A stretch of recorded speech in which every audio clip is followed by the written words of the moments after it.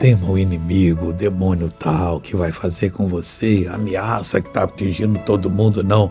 Por quê? Porque nós temos uma palavra para orar. O rei Davi orou, lá no Salmo 6, versículo 10. Sabe o que ele orou?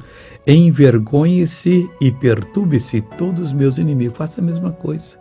Deus, eu quero que eles caiam por terra. Não é o ser humano. Você tem um chefe que está com uma vontade com você, você tem um vizinho mau. Não, esse é um demônio que está usando essa pessoa.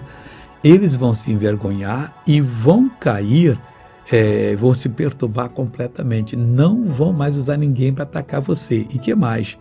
Tornem atrás e envergonhem-se no momento. É agora, Pai, quando eu estou orando.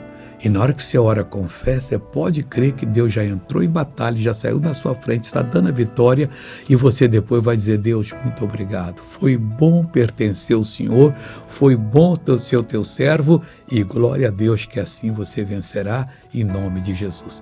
Veja esse testemunho, eu já volto. Pequena dor nas duas pernas, já fiz cirurgia nas duas e não consegui. Cirurgia por quê?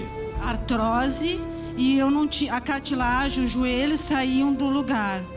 E aí não conseguia me abaixar. E agora eu já me abaixo. Vamos abaixar aqui e falar assim: quanto tempo você não fazia isso? Ai, desde pequena. Desde pequena, pessoal. Qual a sua idade?